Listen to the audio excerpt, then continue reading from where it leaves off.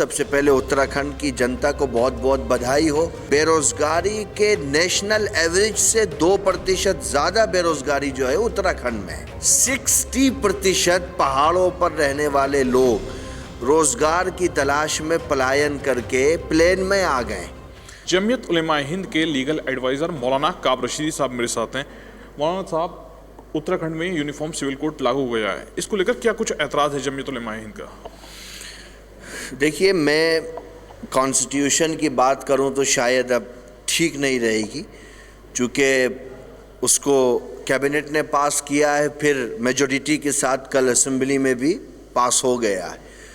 लेकिन मैं कुछ चीज़ें, कुछ आंकड़े पेश करना चाहता हूं। सबसे पहले उत्तराखंड की जनता को बहुत बहुत बधाई हो, जहां पर उनको बहुत सारी चीज़ें जो उनके हक हुकूक थे उनको बाईपास करके उन्हें यूनिफॉर्म सिविल कोड दे दिया गया है। उत्तराखंड देश का वो राज्य है जिसमें बेरोज़गारी दर 27% है। अगर आप देखें तो पूरे भारत में बेरोज़गारी दर 25% है, लेकिन बेरोज़गारी के नेशनल एवरेज से 2% ज़्यादा बेरोज़गारी जो है उत्तराखंड में है। नंबर 2, उत्तराखंड में अगर आप देखेंगे तो स्टेट माइग्रेशन कमीशन की रिपोर्ट है। स्टेट माइग्रेशन कमीशन की रिपोर्ट ये कहती है कि अब तक लगभग 60% लोग पहाड़ों से पलायन करके रोज़गार की तलाश में प्लेन में चले गए। 7 नहीं, 60% पहाड़ों पर रहने वाले लोग रोज़गार की तलाश में पलायन करके प्लेन में आ गए। और आपको ये पता होना चाहिए कि 7 लाख लोग ऐसे हैं जो बेरोज़गार हैं। इतने तो राज्य के अंदर रोज़गार के अवसर भी नहीं हैं। नंबर 3, स्टेट बोर्ड की रिपोर्ट है कि करीब 1700 गांव उत्तराखंड में घोस्ट विलेजेस डिक्लेयर कर दिए गए, यानी 1700 गांव खाली हो गए हैं। उनके निवासी पलायन करके रोज़गार की तलाश में दूसरे स्टेट में चले गए।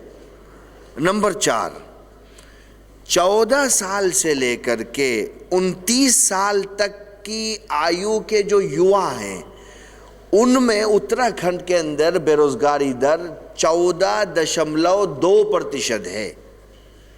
14.2%। अगर आप प्रतिस्पर्धा करें हिमाचल प्रदेश से और उत्तर प्रदेश से तो उसके कंपैरिजन में, प्रतिस्पर्धा में ये बेरोज़गारी दर कई गुना बढ़ी हुई है।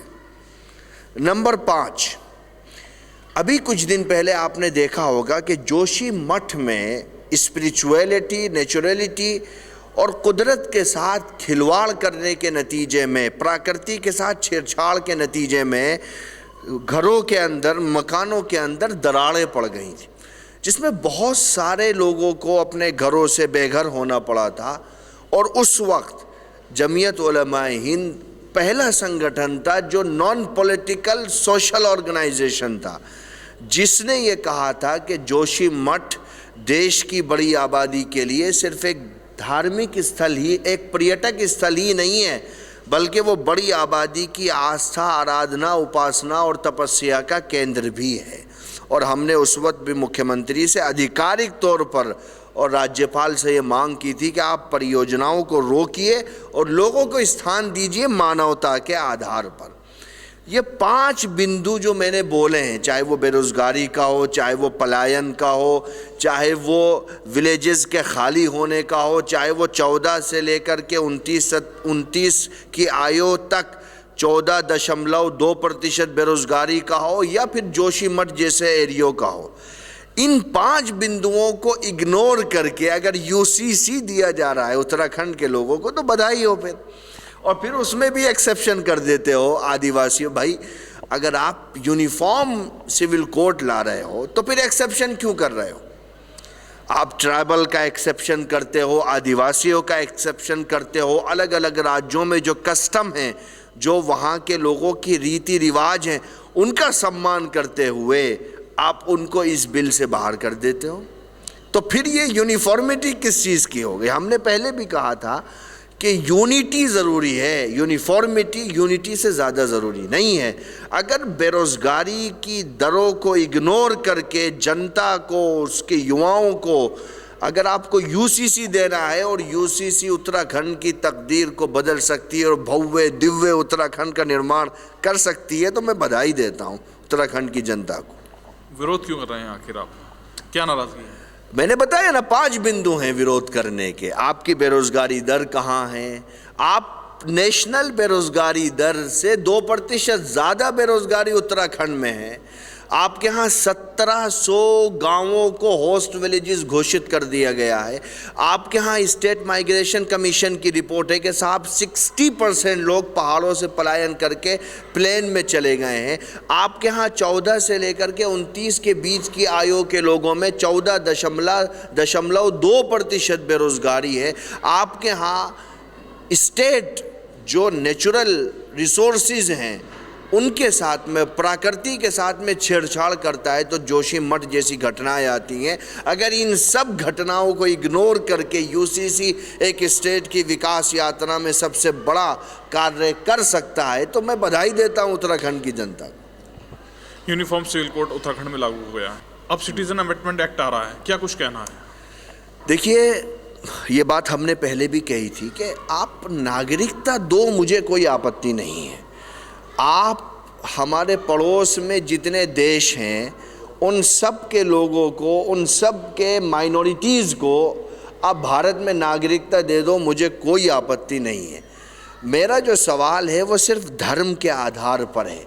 आप जो सिटीज़नशिप दे रहे हो, सिटीज़नशिप अमेंडमेंट जो आप एक एक्ट ला रहे हो, उसमें आप धर्म को बेस बना रहे हो नागरिकता देने के लिए। मुझे क्या आपत्ति है भाई, आप सब लोगों को नागरिकता भारत में दे दो, हमें क्या मसला है उससे? मुझे कोई मसला नहीं है। मुझे सिर्फ इतना मसला है कि आर्टिकल 14 है कॉन्स्टिट्यूशन में, आप उसको बाईपास कर रहे हो।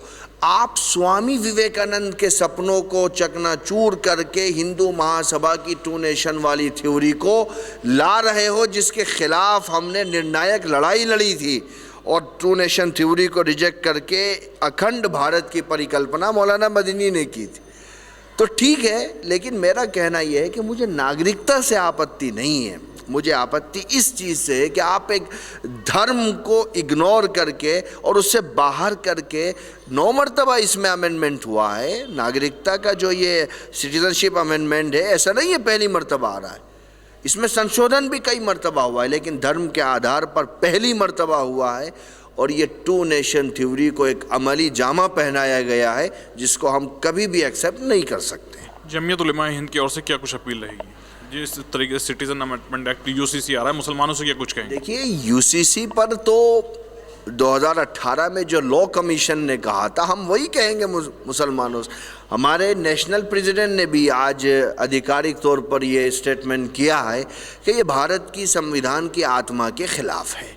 मैं समझता हूँ कि माइंड डाइवर्ट करने के लिए जो 5 मुद्दे मैंने उत्तराखंड के बताए हैं, इस पर नहीं डिस्कशन होगा असेंबली में, डिस्कशन होगा यूसीसी पर, डिस्कशन पलायन पर नहीं होगा, डिस्कशन बेरोजगारी पर नहीं होगा, डिस्कशन गवर्नमेंट के रिसोर्सेज को जिस तरह लूटा जा रहा है उस पर नहीं होगा, डिस्कशन यूसीसी पर होगा।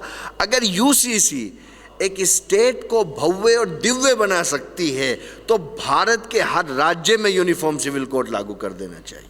लोकसभा चुनाव नज़दीक हैं, मुसलमानों का क्या कुछ ओपिनियन है, क्या कुछ कहेंगे? देखिए, मुसलमान तो न 3 में है न 13 में है भाई। कुछ लोग कहते हैं कि आपके वोट की ज़रूरत नहीं है, कुछ लोग ये कहते हैं कि साहब आप ही को सब कुछ करना है। तो हम तो न 3 में है न 13 में, हमारी क्या हैसियत है साहब? ना तो हम सरकारी नौकरी में हैं, ना हम इंडस्ट्री में हैं, हम तो मजदूर पेशा लोग हैं और देश के साथ में खड़े हुए हैं। तो चुनाव में हम कुछ नहीं कर सकते। हमें तो प्रधानमंत्री बनना नहीं है, हमें तो चीफ मिनिस्टर बनना नहीं है, हमें तो देश की नींव को मजबूत करना है बस। मेरे साथ मुरादाबाद में जमीयत उलेमा हिंद के लीगल एडवाइज़र मौलाना काब रशीदी साहब थे, जिनके द्वारा यूनिफॉर्म सिविल कोड और सिटीजन अमेंडमेंट एक्ट को लेकर बात की गई है। शारिक सिद्दीकी, TV9 मुरादाबाद।